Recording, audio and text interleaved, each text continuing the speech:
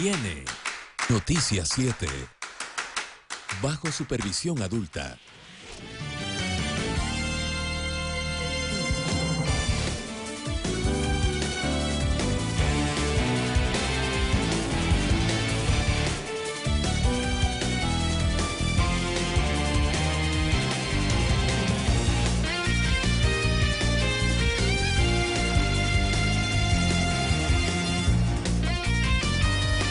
¿Cómo está? Muy buenas tardes, bienvenidos a Noticias 7. Les contamos que el Ministerio de Turismo anunció la realización de una feria que convocará a ejecutivos de varios países como una forma de fomentar las visitas a nuestro país.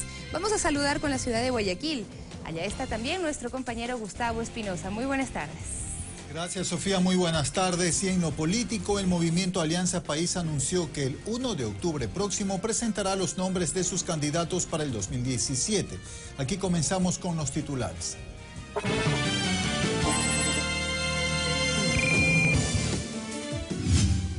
Familiares de personas desaparecidas y autoridades de gobierno se reunieron en el Palacio de Carondelet. El Cantón Chone cuenta con una nueva unidad educativa provisional. Hoy vence el plazo para presentar los proyectos para redistribución de frecuencias del espectro radioeléctrico. En lo internacional, en Argentina se oficializó la salida del aire de la cadena Telesur.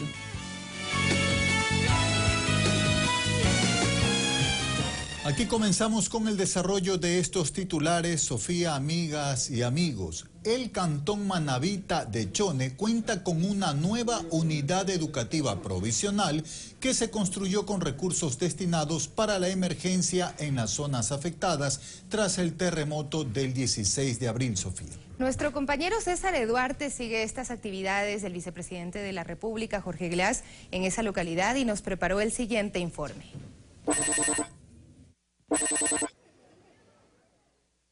El vicepresidente de la República, Jorge Glass, cumple una intensa agenda de actividades aquí en el Cantón Chone de la provincia de Manabí.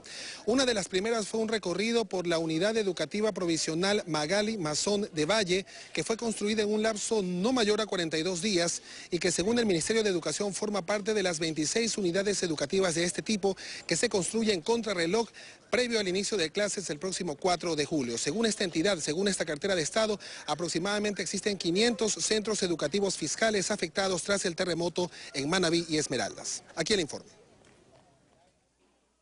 Juntos nos levantamos es el lema que consta en una de las paredes de la nueva unidad educativa Magali Mazón de Valle Carrera. Y al decirle nueva es porque toda la infraestructura compuesta por 17 bloques y 34 aulas fue construida en tiempo récord, 42 días.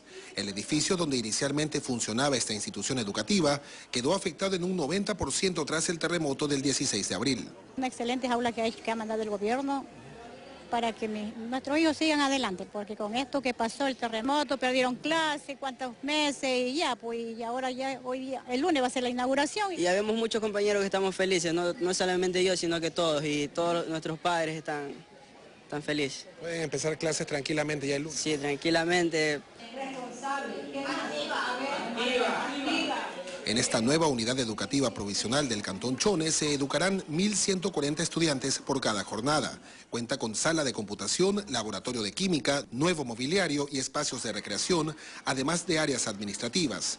Su edificación forma parte del plan gubernamental denominado Reconstruyo Ecuador, que para este proyecto requirió una inversión aproximada de $678.000. Esta institución educativa tiene más de 40 años ya de levantada.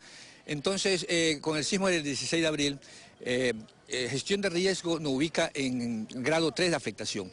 Esto significa que nosotros no podíamos seguir utilizando estas aulas. Solo en Chone, 39 unidades educativas fiscales registraron daños tras el terremoto. La disposición del Ministerio de Educación es que todos los centros educativos afectados sean repotenciados integralmente en su totalidad hasta abril del 2017. En Manabí y Esmeraldas tenemos alrededor de 500 planteles educativos afectados en grado 2 y 3, es decir, daño moderado a severo. A partir del 4 de julio comienza la etapa de reconstrucción y acá vendrán muchas nuevas unidades de educación educativas, las unidades educativas siglo XXI, unidades educativas del milenio. Son en total 26 unidades educativas provisionales que se construyen en las zonas afectadas por el terremoto, 24 en Manabí y 2 en Esmeraldas, y que estarán listas para el próximo 4 de julio cuando se inicien las clases en estas dos provincias.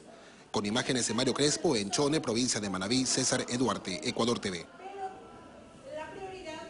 Al culminar el recorrido por esta unidad educativa provisional, el vicepresidente de la República, Jorge Glass, se refirió al tema de la reconstrucción en las zonas afectadas e hizo un balance pormenorizado previo a la reunión que se mantendrá mañana en Quinindé, provincia de Esmeraldas. Hay un eje para saneamiento ambiental, hay un eje para vialidad, hay un eje para reconstrucción de vivienda y otro eje para viviendas nuevas. Todos son prioritarios. En realidad lo que empezamos a hacer más rápido es lo que o ya tiene estudios.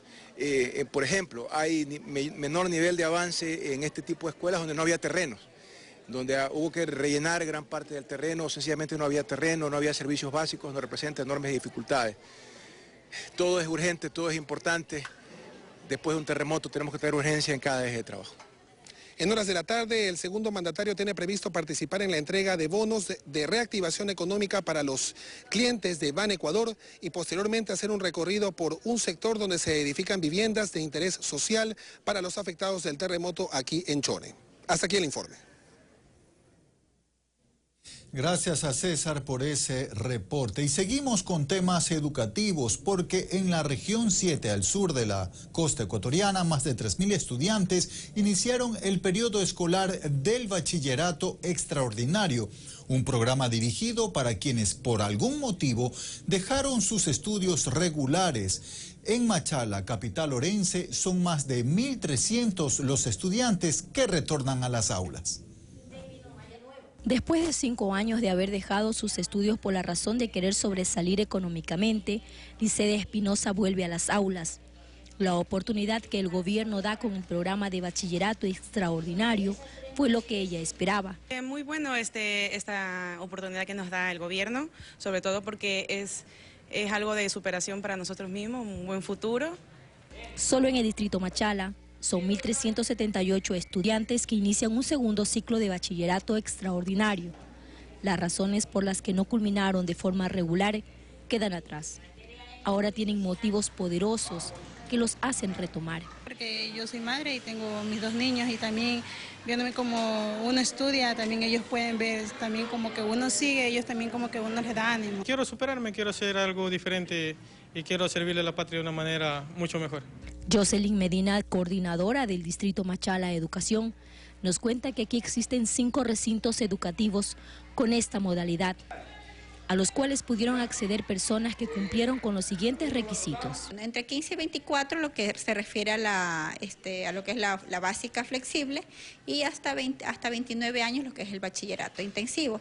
En lo que es el bachillerato intensivo hay un requisito para las personas que quieren acceder, que es tener al menos 3 años de no haber de rezago educativo. Tanto el ciclo básico intensivo y el bachillerato intensivo deben cumplir con 15 meses de estudios. He allí la responsabilidad de cada uno de los estudiantes. Que es poder fomentar y fortalecer la sociedad y también poder de alguna manera contribuir al desarrollo de cada una de nuestras familias. En la región 7, que comprenden las provincias de El Oro, Loja y Zamora, existen más de 3.000 estudiantes que iniciaron este ciclo. Maritza Castillo, Ecuador TV. Y una vez finalizada la más importante feria de alimentos de Estados Unidos, los empresarios ecuatorianos que expusieron sus productos terminados de exportación mantienen la expectativa de ingresar a nuevos mercados.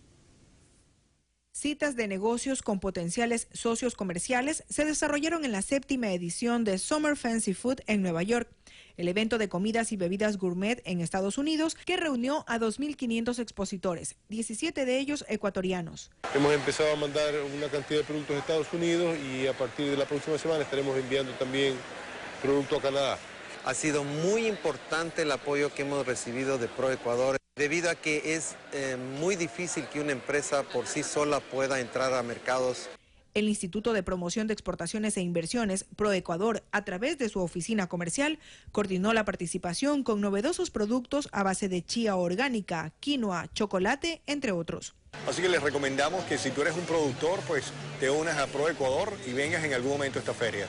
Vendiendo ya en el Whole Foods, que es una de las cadenas más importantes de los Estados Unidos. En la edición 2015, el 75% de las empresas fortalecieron sus redes de contactos para ubicar los productos en tiendas y supermercados estadounidenses, lo que representó más de $120 millones en ventas. De lo que hemos podido determinar es que por cada dólar invertido en promoción de exportaciones, en ferias, en presencias internacionales, se exportan $3 adicionales. Al tiempo que el ministro de Comercio Exterior, Juan Carlos Casinelli, encabeza la delegación que busca en Europa inversionistas con un portafolio de proyectos, incluso de asociaciones público-privadas. El año anterior se registraron casos de éxito de inversión extranjera, una de $35 millones para la minería con un fondo de inversión británico y otro de 11 millones en el sector del cacao, provenientes de una empresa israelí. España es uno de los países que más ha invertido en Ecuador en los últimos 10 años. Mirta Carrillo, Ecuador TV. En otro tema de interés, la acromegalia es una enfermedad rara y catastrófica, causada por la lesión de la glándula pituitaria, lo que provoca el aumento de diferentes órganos. En nuestro país, unas 250 personas padecen esta patología. Conozcamos cómo un grupo de 39 ciudadanos son atendidos satisfactoria y gratuitamente en el Hospital Universitario de Guayaquil. Cada mes hay una actividad diferente. De esta manera superan de a poco la condición de vivir con la patología de acromegalia, considerada como enfermedad rara y catastrófica, causada por un tumor cerebral que se produce en la glándula pituitaria, lo que ocasiona el crecimiento de algunos órganos. Jofre Zambrano nos comentó luego de su terapia psicológica lo beneficiosa de ella. ¿Cómo debemos vivir con este problema? ¿Cómo debemos llevar adelante nuestra enfermedad? Margarita Vázquez es una de las 39 pacientes que llevan su control médico en el Hospital Universitario de Guayaquil. También pertenece a la Fundación de Apoyo a Enfermos con Trastornos Hipofisiarios y valora poder contar con atención y medicina gratuita. Claro que sí, porque esta enfermedad es demasiado costosa. Nosotros nos aplicamos una ampolla mensual que cuesta más de $1.500. O sea, ningún presupuesto creo que alcanzaría para familiar exactamente para sobrellevar esto. El gerente hospitalario de la Casa de Salud indica que antes de los 18 años la patología es considerada como gigantismo. La acromegalia se hace evidente entre los 30 y 40 años y se puede paralizar su desarrollo a través de un tratamiento quirúrgico. Mediante un equipo especial, introducen a través de las fosas nasales, se atraviesa las esfenoides y se llega al cerebro. Si se realiza la extirpación total del tumor, pues se paraliza o se detiene la enfermedad. La atención es integral y requiere especialistas en endocrinología, neurocirugía en hipófisis, cardiología, psiquiatría y psicología, gastroenterología y dermatología. La clínica de hipófisis del Hospital Universitario brinda atención con calidad y calidez durante 2 años de manera permanente e ininterrumpida. Este programa es un programa bastante completo y ha generado en menos de 2 años que haya una coalición de más de 30 pacientes de manera conjunta y actualmente lleva la bandera de la concientización de esta enfermedad. El tratamiento de la acromegalia más la cirugía tumoral podría llegar a un costo de $75.000 o más. El Ministerio de Salud Pública no ha escatimado recursos para dar un tratamiento permanente a quienes la padecen, tomando en cuenta que la salud es un derecho. Guadalupe Ayoví, Ecuador TV. Hacemos una primera y muy breve pausa, Sofía, amigas y amigos televidentes. Al volver, mientras que movimientos y partidos de oposición se apuran en presentar precandidaturas, veamos lo que hará Alianza País el próximo mes de octubre. Además, el día de hoy se sostuvo una reunión entre autoridades del gobierno y también familiares de personas desaparecidas. Los detalles cuando regresemos. Quédese en Noticias 7.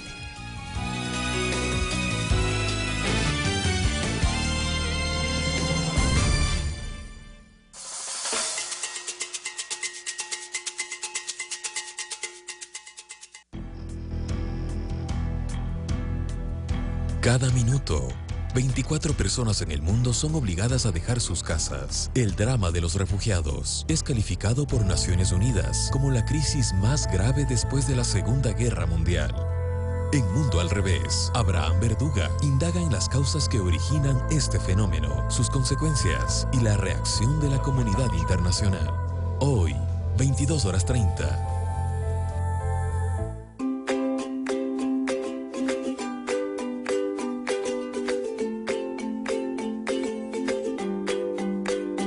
Porque somos solidarios.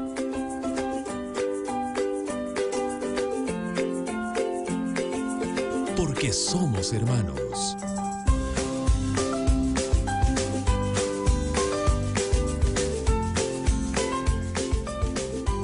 Unidos todos. Te quiero, Ecuador. Te quiero, Ecuador. Te quiero, Ecuador. Te quiero, Ecuador.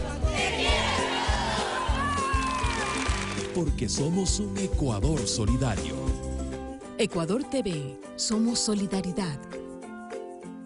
Toda la información sobre esta emergencia, conócela en www.ecuadorlistoysolidario.com o para donaciones y voluntariado, llama al EQ 911.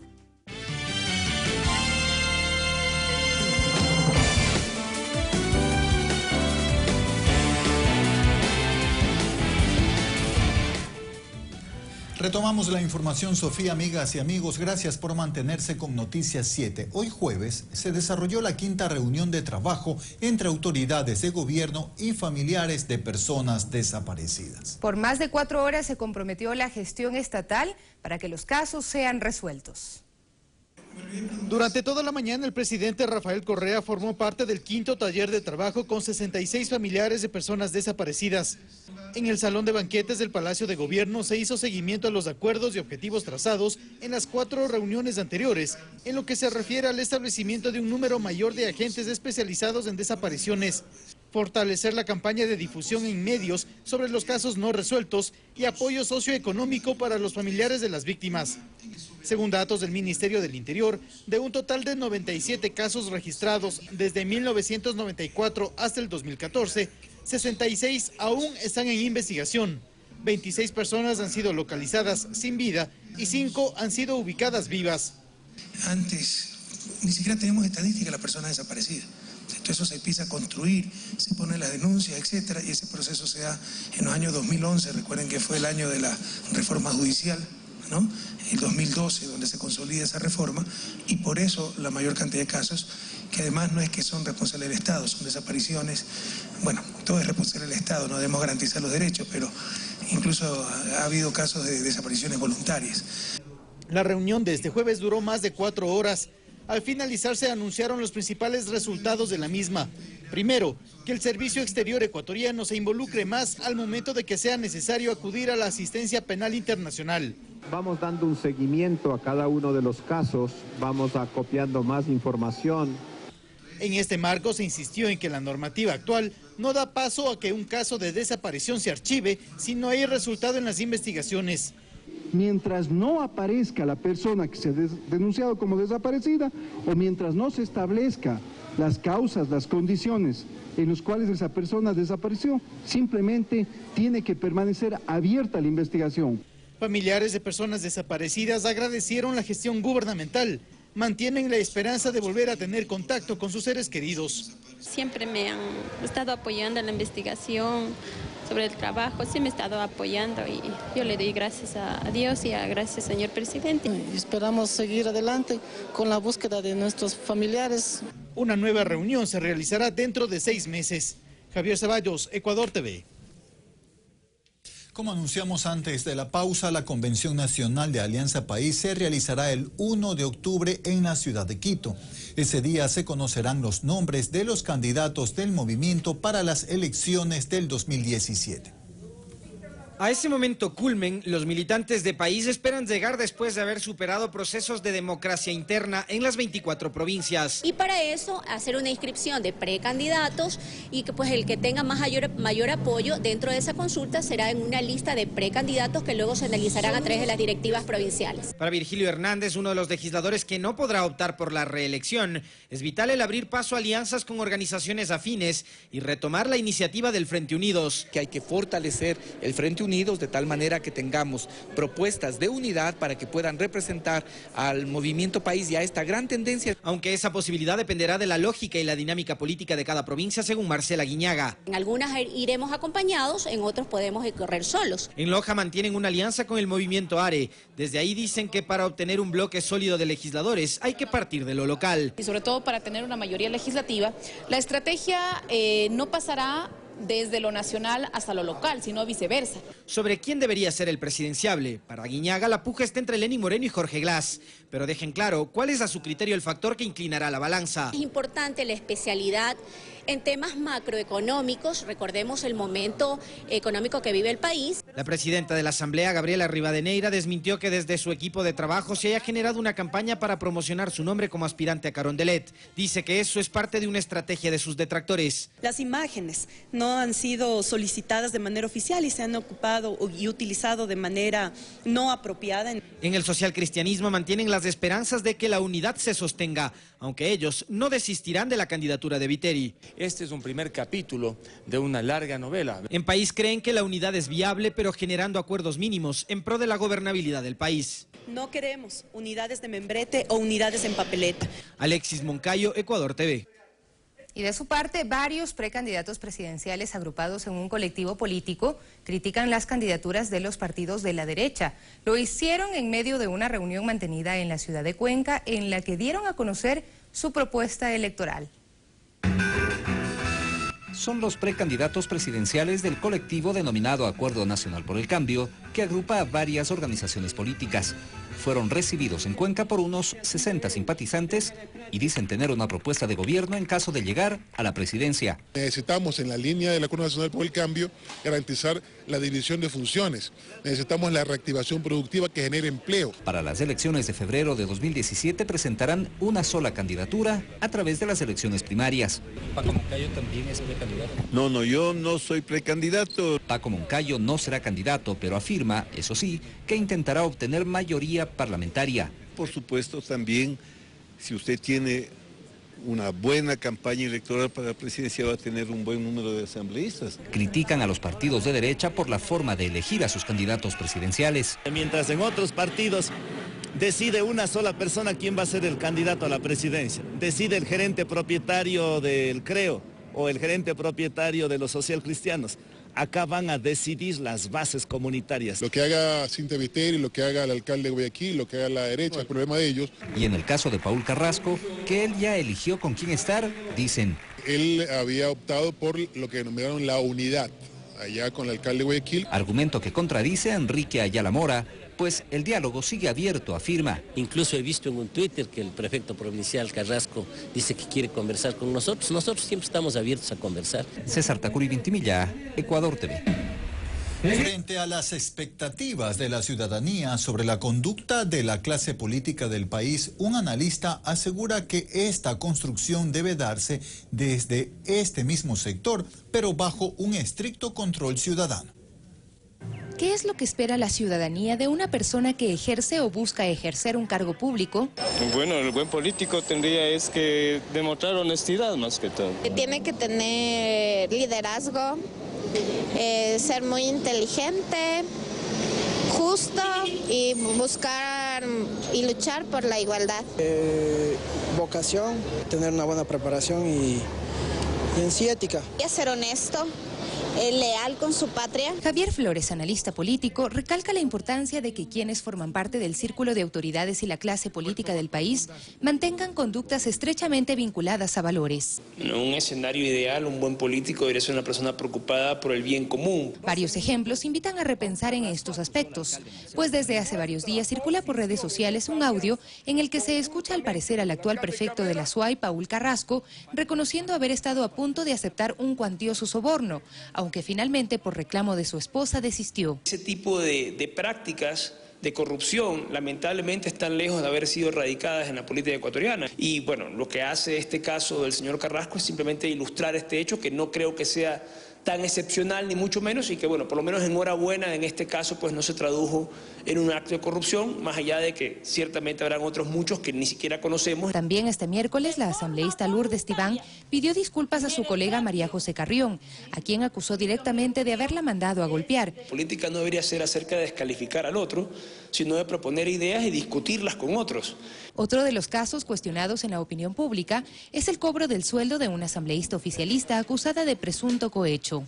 Según Flores, con mayor razón entra en debate la construcción de la política en Ecuador, más aún cuando transcurre un año preelectoral. Pero tradicionalmente los políticos han sido personas que no han estado a la altura de sus ofrecimientos y no hemos tenido una sociedad civil, y eso también es parte de nuestro debe como sociedad, en capacidad de hacer reclamos eficaces frente a la ineficacia de los políticos. Todo esto pues la política debe ser considerada un medio para servir a la ciudadanía y construir al lado de ella políticas públicas que mejoren la calidad de vida de todos los sectores del país. Sofía Montoya, Ecuador TV.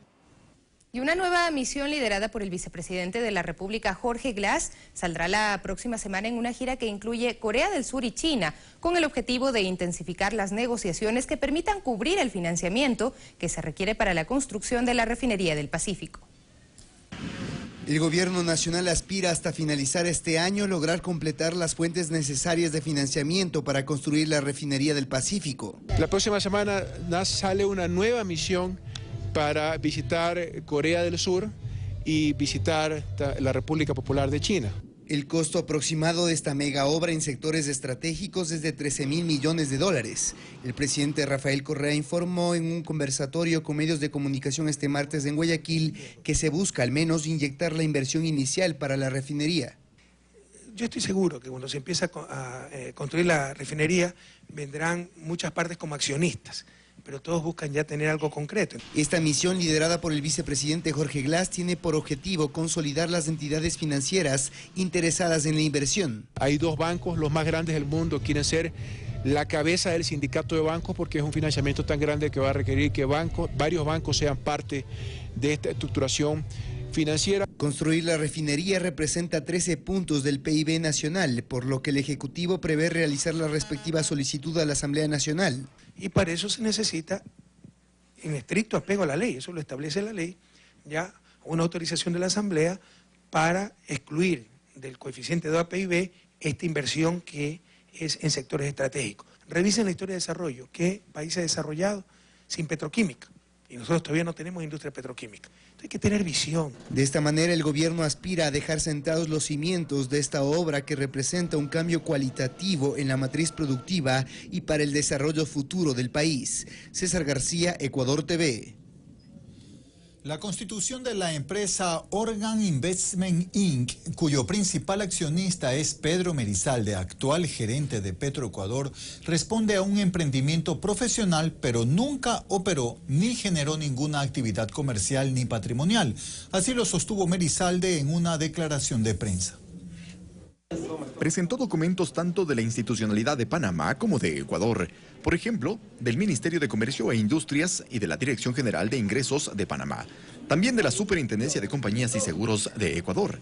A través de ellos, se certifica que Organ Investment no ha tenido actividad comercial. Nunca llegó a concretarse este emprendimiento. Esta sociedad nunca operó ni generó ningún tipo de actividad comercial, así como ningún movimiento financiero, lo que implica que no representa valor patrimonial alguno. Pero además, se refirió a los mecanismos de control. Primero por su declaración juramentada periódica correspondiente a junio de 2016, en el que se refiere a la empresa creada en Panamá, pero con una observación que da cuenta de su inactividad. Adicionalmente, la Contraloría, añadió, de oficio auditó su ejercicio en el cargo público en 2015. No se observa en el curso del examen especial elementos objetivos que sustenten un incremento patrimonial no justificado. Finalmente señaló a las pretendidas vinculaciones acerca de su accionar y de su antecesor Alex Bravo, ante lo cual dijo que fue él quien presentó la denuncia ante la Fiscalía. Investigue las actividades relacionadas al accionar del señor Bravo. Yo soy la persona más interesada para que esto sea claro. Fue una declaración de prensa que concluyó con un llamado a que las publicaciones de prensa y las declaraciones de los llamados expertos petroleros administren esta información de forma completa y contextualizada.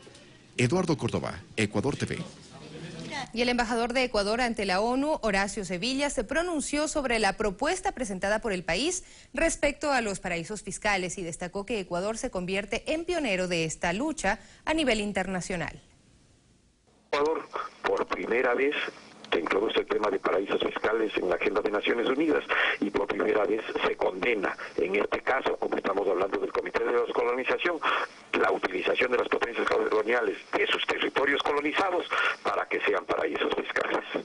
Y luego se dice en otro párrafo de esas resoluciones que se insta a estas potencias coloniales a que no emprendan ningún tipo de actividades ilícitas, nocivas e improductivas, incluida la utilización de los territorios no autónomos como paraísos fiscales. Este jueves vence el plazo para presentar los proyectos dentro del proceso de redistribución de frecuencias del espectro radioeléctrico. Según la planificación, los resultados se conocerán en el mes de diciembre. Están disponibles 1.472 frecuencias que corresponden al 60% del total del espectro radioeléctrico.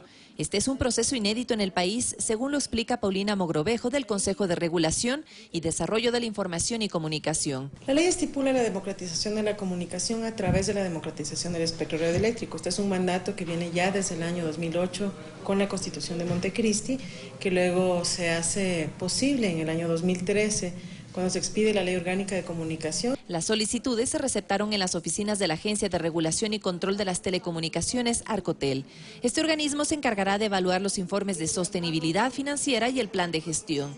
Los sectores productivos comunitarios de la provincia de Chimborazo llegaron este jueves, último día de plazo, con su propuesta. Nosotros trabajamos en el campo de cereales, de la producción de trigo y cebada, en la cual nosotros trabajamos en la formación de las organizaciones sociales y estamos muy seguros que vamos a tener un medio para poder trabajar de mejor manera. Eso es parte del buen vivir y del suma cauce. Hace varios días también entregó la documentación solicitada a la Federación de Iglesias Evangélicas de Cotopaxi. Su objetivo, que la radio Runa Tacuya tenga alcance nacional. Muchos de nosotros migramos a grandes ciudades por falta de trabajo quizás en nuestras comunidades. Así es que podamos escuchar a donde vayamos, tengamos nuestras radios y podamos sintonizar. La Arcotel remitirá al Cordicom los expedientes de los 5 mejores puntuados por cada frecuencia. El Consejo tendrá la tarea de evaluar los proyectos comunicacionales, los contenidos propuestos y su pertinencia. Sobre derechos humanos, o que promuevan la participación ciudadana, que promuevan el diálogo social, haya finalidad educativa, formativa, cultural e intercultural. Solo para las provincias de Esmeraldas y Manabí se extendió el plazo de entrega de las carpetas hasta el 15 de julio. Los resultados, según la planificación, se conocerán en el mes de diciembre. Vanessa Hervás, Ecuador TV. Otro tema, el ministro de Defensa, Ricardo Patiño, cumple una gira de visita a varios recintos y cuarteles militares de distintos puntos del país. El propósito es explicar la propuesta del gobierno para equilibrar las cesantías y pensiones del Instituto de Seguridad Social de las Fuerzas Armadas, un proyecto de ley que se enviará a la Asamblea en las próximas semanas. Lo que se busca es socializar con personal de oficiales y de tropa de Fuerzas Armadas la propuesta de reformas a cesantías y pensiones del ISFA. El ministro de Defensa, Ricardo Patiño, visita en los últimos días varios recintos militares para dialogar y responder inquietudes sobre este tema directamente con el personal. El miércoles el secretario de Estado estuvo en la Brigada Galápagos de Riobamba y luego en la Brigada Patria en la ciudad de Latacunga, lugares donde conversó con 120 oficiales y 885 voluntarios sobre la propuesta de reformas. El gobierno nacional, a través de este planteamiento, busca eliminar las diferencias injustificadas e injustas en el personal militar. Propone dar paso a la homologación progresiva de las prestaciones y beneficios del ISFA para personal en servicio pasivo y activo. Que todos tengan acceso a cesantía en cualquier momento de su retiro. Y se propone criterios técnicos para el cálculo de pensiones. Y con ello evitar brechas entre los distintos grados. En estos encuentros de socialización se explica que la propuesta permitirá un incremento del 5,5% en los ingresos netos mensuales del personal. El ministro de Defensa, Ricardo Patiño, continuará con la socialización Este jueves en Machala y el viernes en la ciudad de Guayaquil. Fabricio Ceballos, Ecuador TV. El secretario nacional del Agua, Alexis Sánchez, presentó la estrategia de agua potable y saneamiento para el Ecuador hasta el año 2024. Además, dio a conocer su respectiva regulación durante un taller con diversas autoridades municipales. En ese espacio se abordó la sostenibilidad y mejoramiento de los sistemas de este líquido. Es una estrategia que la hemos elaborado en el último año y medio, tomando en cuenta la retroalimentación de cada uno de los sectores público y comunitario, de los gobiernos autónomos, de los organismos multilaterales, de nuestra Secretaría del Agua, efectivamente, en la búsqueda de políticas y soluciones a los graves problemas que nos aquejan, diríamos, dentro del sector en función de alcanzar la universalidad de los servicios. Lo que nosotros queremos es que todos los ecuatorianos tengan agua segura, saneamiento digno, y en ese sentido esta estrategia tiene que transformarse en un instrumento de orientación, de saber hacia dónde caminamos.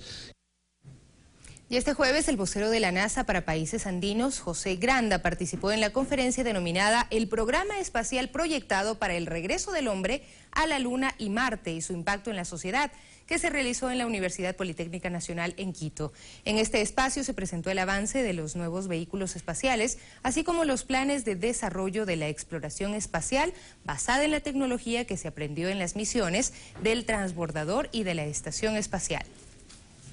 Ese desarrollo tecnológico, ¿cómo impacta a la sociedad? La exploración espacial no es un retorno inmediato de dinero, sino retorno de beneficio a la humanidad para que podamos tener nuevas tecnologías, ¿no? El Internet se desarrolló por las comunicaciones, la televisión de Q-Band fue hecha para transmitir la televisión desde las naves espaciales a la Tierra, y ahora estamos con transmisiones mucho más eficientes en su campo mismo, la televisión. Otra nota de interés médico: la microcefalia no es la única consecuencia que puede presentarse por el virus del Zika, sino también el síndrome de Guillain-Barré. A continuación le presentamos en qué consiste esa patología. Si bien el cuidado de las mujeres embarazadas es la prioridad dentro del control epidemiológico del virus Zika, debido a la posibilidad de que el neonato presente microcefalia, existe una consecuencia adicional relacionada a esta enfermedad transmitida por el mosquito Aedes aegypti. También se asocia con otras complicaciones neurológicas, con una enfermedad que se conoce como el síndrome de Guillain-Barré. Pero, ¿en qué consiste este síndrome? El representante de la Organización Panamericana de la Salud, Roberto Montoya, nos da más detalles de esta enfermedad que ataca de manera directa el sistema nervioso del paciente que previamente contrajo el Zika. Decimos que es una parálisis flácida porque los músculos y las extremidades están sin mucho tono muscular, simétrico porque compromete los dos lados del cuerpo de manera bastante parecida. Generalmente el Zika no presenta síntomas. Sin embargo, hay un cuadro común de algunos pacientes, el cual consiste en lo siguiente: erupciones en la piel, lo que generalmente conocemos como ronchas o salpullido, dolor de cabeza, dolor en las articulaciones, así como conjuntivitis. Antes pensábamos que la fiebre era más frecuente y eso despistó mucho a los médicos porque estaban esperando siempre ver el Zika con fiebre, pero no es así. En la gran mayoría de los casos, de hecho, los estamos viendo sin fiebre, solamente con el brote en la piel. Por eso, si usted vive en zonas donde es más proclive la presencia del mosquito y tiene cualquiera de estos síntomas, acuda al centro de salud más cercano. No automedicarse. Esa es la principal recomendación, no automedicarse. La prevención de la enfermedad, así como un cuidado adecuado si ya ha sido contagiado, evita las consecuencias fatales como el síndrome de Guillain-Barré, que incluso le podría causar la muerte. Alex Llanos, Ecuador TV. Y un nuevo control fijo y patrullas que se movilizarán por el cordón fronterizo norte en la provincia del Carchi son parte de las estrategias que el gobierno nacional aplica para frenar el contrabando en esta parte del país. Las autoridades del Servicio Nacional de Aduanas del Ecuador recorrieron varios pasos informales. Y uno de esos controles interinstitucional está ubicado en el sector de La Pintada en Tulcán, en la frontera con Colombia, y este contará con la participación de Ejército, Policía, Aduana, Agrocalidad, SRI y MAGAF. con esto de aquí estamos frenando para evitar el ingreso de tipos de mercancías y adicionalmente estaríamos de esa manera fortaleciendo a la industria nacional, también al importador formal que pagan todos los tributos correspondientes. A más del puesto fijo de La Pintada, 10 grupos móviles más recorrerán los 43 pasos informales que hay en el Cachi y que son generalmente utilizados para el comercio informal de ropa, zapatos, licores, electrodomésticos, incluso para el contrabando de ganado. Pero hay otro tema muy importante que es la afectación a la salud pública. Pretenden ingresar alimentos que no tienen permisos sanitarios, así también medicina que ha sido incautada y que está en proceso de verificación porque tienen la tendencia de ser falsificados. Si ponen militares para nosotros, cuánto mejor. Nosotros no tendremos ningún problema con que ellos estén allá. Para nosotros es un favor que los militares estén resguardando nuestras propiedades. Además, instalarán cámaras de video del Sistema Integrado de Seguridad del EQ 911. Puede ser que una zona no esté 100% de la presencia física de un uniformado de unas instituciones, sin embargo, con los recursos tecnológicos que tenemos, tanto que son los drones como las cámaras de seguridad en diferentes lados, son alertas que nos dan para poder frenar este tipo de situaciones. La estrategia de control busca respaldar a los productores nacionales y se extenderá a las provincias de Sucumbíos y Esmeraldas y al sur del país. Una preocupación que no solo viene de la provincia, sino desde la Presidencia de la República. Por eso estamos ahora formando estos equipos de trabajo, vamos a trabajar 24/7, vamos a doblar los esfuerzos. En Tulcán, Lucy Jiménez, Ecuador TV.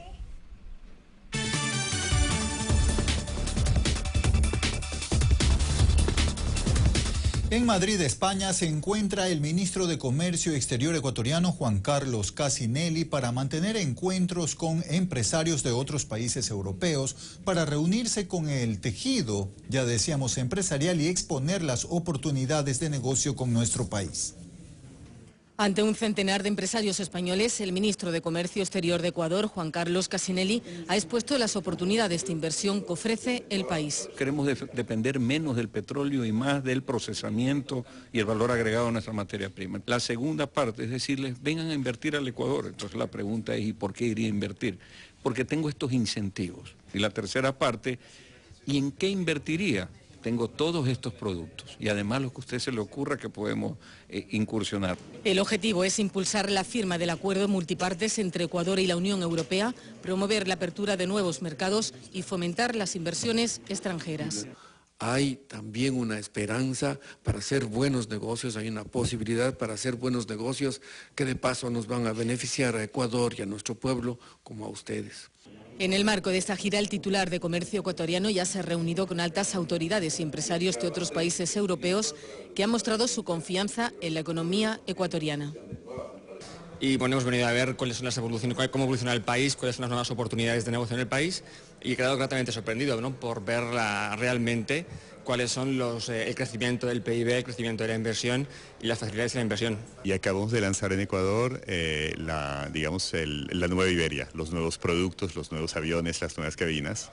Lo hemos lanzado en Quito y en Guayaquil hace literalmente 2 semanas, ¿no? Entonces es una apuesta obviamente de mejora cualitativa, pero también es una apuesta de crecimiento con ese país.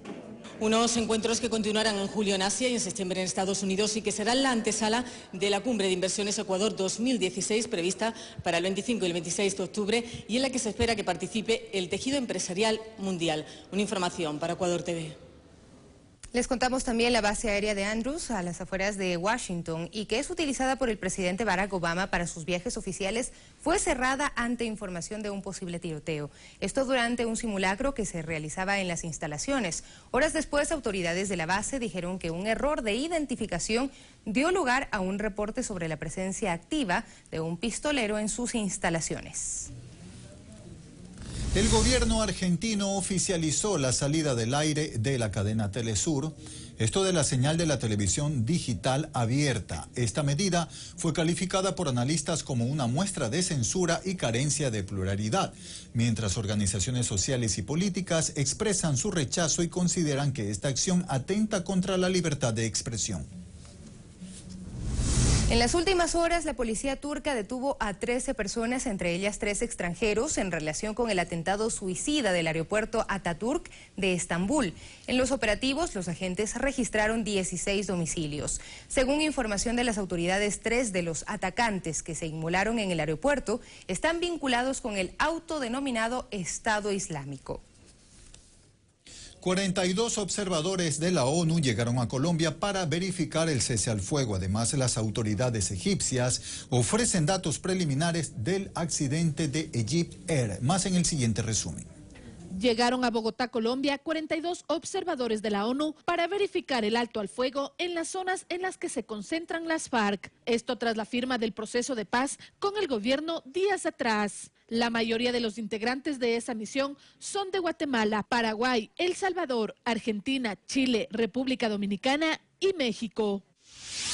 Miles de argentinos salieron a las calles para participar en el frazadazo nacional bajo la consigna "Aumentos imposibles, una respuesta necesaria", como protesta para frenar los aumentos de tarifas de los servicios públicos en el país aplicados por el presidente Mauricio Macri.